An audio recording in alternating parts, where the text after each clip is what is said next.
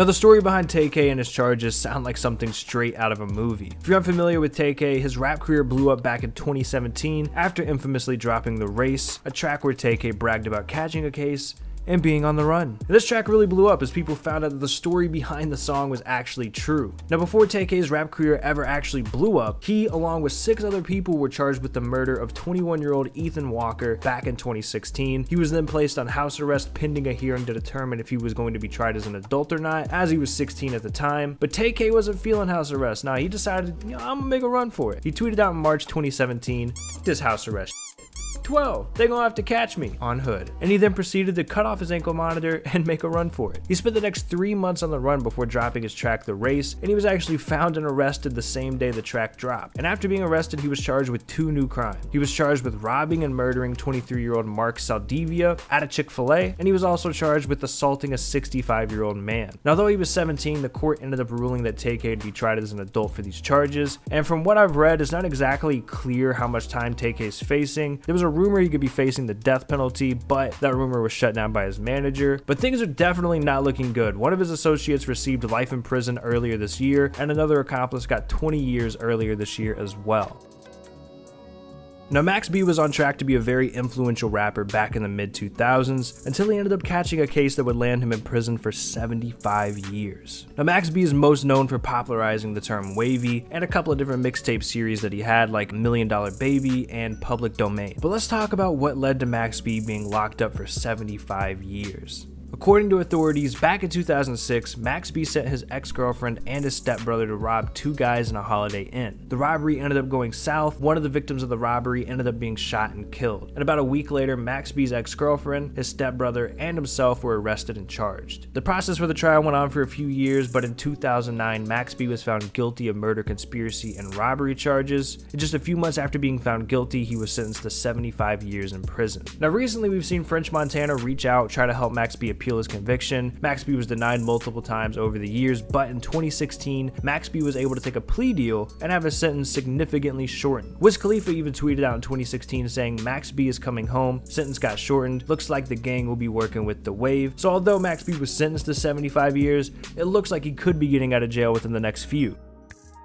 Now, I know Suge Knight isn't a rapper, but he's been affiliated with so much throughout rap history. I just feel like he fits on this list. And it looks like Suge Knight's long, infamous history in the rap game has finally come to an end, with him being sentenced to 28 years in prison in October of this year. So Suge has had a long history with jail dating back to the late 1980s, and he's never really cleaned up his act, with him going in and out of jail from then until his most recent 28-year sentence. Now, I could make an entire video on all of the charges Suge has picked up over the years, but let's just focus on this latest one. So back in 2015, Suge Knight was involved in a hit-and-run incident that left a guy named Terry Clark dead and sent another man to the hospital. Now, at the time, this was a highly publicized incident because it involved the filming of Straight Outta Compton, and according to witnesses, Suge Knight followed these 2 guys to a nearby burger stand after an argument occurred on the set of Straight Outta Compton. There was video surveillance footage of the incident. Suge tried to claim self-defense, but ultimately, he pled no contest to voluntary manslaughter, and he's serving 28 years in prison. Rondo No. 9 is a rapper from Southside Chicago. He was coming up during the drill movement in Chicago. He was also a part of Lil Durk's crew OTF before catching a murder charge back in 2014. So Rondo was 17 at the time when he was arrested and charged with the murder of Javon Boyd, a taxi driver. And this was apparently retaliation for another incident. He was charged with first-degree murder and had a $2 million bond at the time. Police ended up having fingerprint evidence and video surveillance footage of the incident. He ended up being convicted back in 2016, and he was sentenced to 39 years in prison at the age of 19. Now, Lil Durk actually claimed earlier this year that Rondo could possibly be getting out of prison by the end of 2018. Durk tweeted, "If I told y'all No. 9 would be home this year, would you believe me?" No, Durk, I would not believe you. But Lil Durk told Billboard, "I want to set up a good future for Rondo. We've been back and forth with lawyers on his appeal, and it's looking really good. He's going to get out soon." And I mean, I guess it's good to stay positive, but with the amount of evidence that the police had on Rondo, I just don't see any situation where he's getting out of prison significantly early. Now, one of the biggest stories to come out of 2018 is the recent arrest of Tekashi 6ix9ine. After having one of the biggest years in recent rap history, Tekashi was setting himself up to truly be one of the biggest stars in rap. But ultimately, what made Tekashi so famous contributed to his downfall. It turns out the feds have been building a case around the 9 Trey Bloods for years and have been watching them as far back as 2013. Tekashi was picked up Sunday, November 18th after the feds found out Tekashi's former gang may have been plotting to kill him, and he was hit with multiple serious charges. One in particular I'm sure you probably heard but maybe don't know exactly what it means: racketeering / a RICO charge. So racketeering is essentially a charge designed to take down mob bosses. I guess like police had a hard time taking down people at the top of mobs because no one would ever snitch on the guy at the top. So they came up with this way to take down everyone as long as they had enough evidence to prove it was a criminal organization that did crimes in order to make money to continue funding that organization. And that's exactly how they're looking at the 9 Trey Bloods, with Tekashi being the guy at the top funding this criminal organization. So with this charge, Tekashi wouldn't even have to be present when certain crimes are being committed to be charged. They could take everyone down associated with the organization. So that's why things look so bad for Tekashi. All the police have to do is prove this is a criminal organization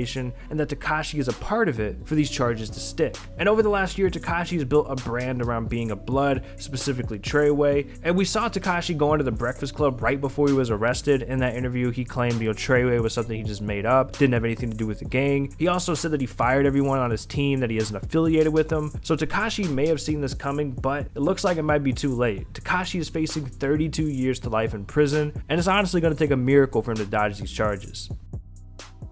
Now here's another infamous case very similar to Tekashi's. I'm sure most of you guys remember when Bobby exploded onto the scene with his track Hot Boy. Alright, that's what the censored version is called. Back in 2014, Bobby blew up almost overnight. He landed the deal with Epic Records. His future was looking pretty bright until late 2017 when Bobby and 14 others were arrested. Bobby was charged with conspiracy to commit murder, reckless endangerment, and drug and gun possession, while other members of his crew had charges including murder, attempted murder, assault, and drug dealing. And with these charges, Bobby faced 8 to 25 years in prison. And what's so crazy about this case that's so similar to Tekashi's is that the police have been watching Bobby and his crew for years prior to him ever being famous. They've been stacking evidence and building a case without them ever knowing, and it's because of this that when the feds struck and they had enough evidence to put Bobby away no matter what, which is why I don't have a lot of hope in the Tekashi case. Now Bobby ended up taking a plea deal and pleading guilty to 1 count of 3rd-degree conspiracy and 1 count of weapon possessions, leading to a 7-year sentence that he's still serving today. But on the bright side, compared to everyone else on this list so far, Bobby should be a free man within the next couple of years.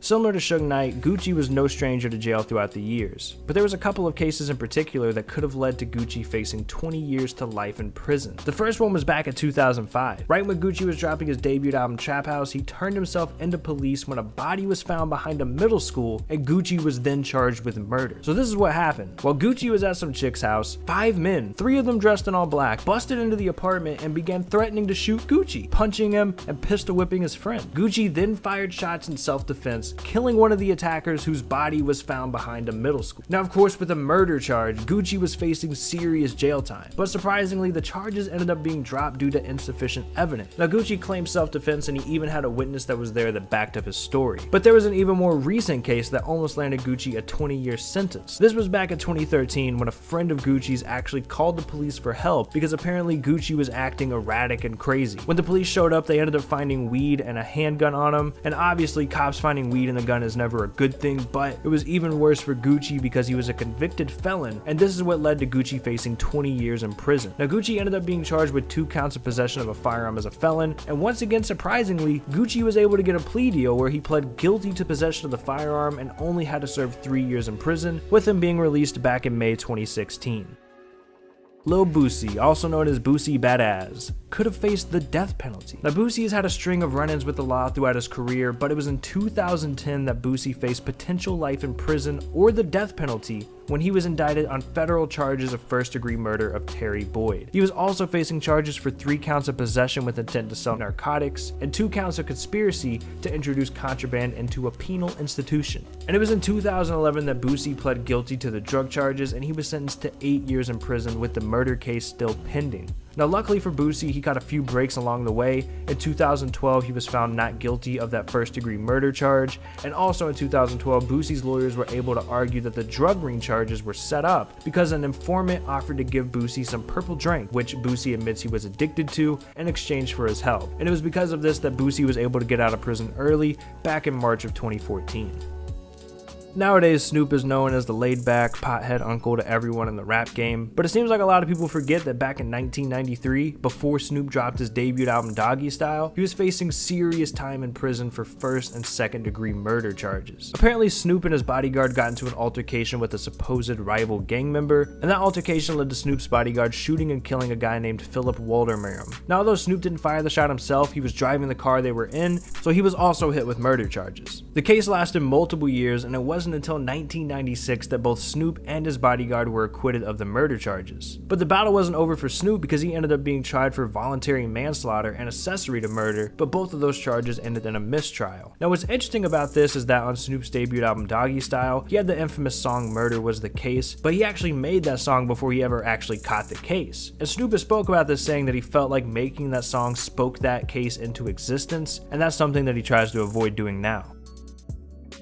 Similar to Snoop, with Jay-Z being so solidified in the game, it's crazy to think that at one point earlier in his career, he was facing 15 years in prison. So this went down back in 1999. Jay-Z was attending Q-Tip's solo album release party, and at the time, Jay-Z believed that record executive Un was behind the bootlegging of his album Volume 3, and he confronted him about it at this party, allegedly stabbing him. Jay-Z ended up surrendering himself to police the next day, and he was placed under house arrest, and that's where he was facing 15 years in prison. Now, Jay-Z ended up hiring a lawyer, Murray Richmond, and he was known as a lawyer for prominent mobsters in the 70s and the 80s. And this lawyer was able to work a little bit of magic and got Jay-Z a plea deal, with him only serving 3 years of probation instead of the 15-year sentence. So Jay-Z pled guilty to third-degree assault, took a plea deal, and was able to remain a free man. And honestly, I can't imagine what rap would look like today if Jay-Z ended up being in prison for 15 years. Hopefully you guys enjoyed the video. If you did, please make sure you drop a like on it, subscribe to the channel if you guys are new, and of course turn on those notifications, man. It's been Lyrical Ub. I'll catch you guys later. Peace out.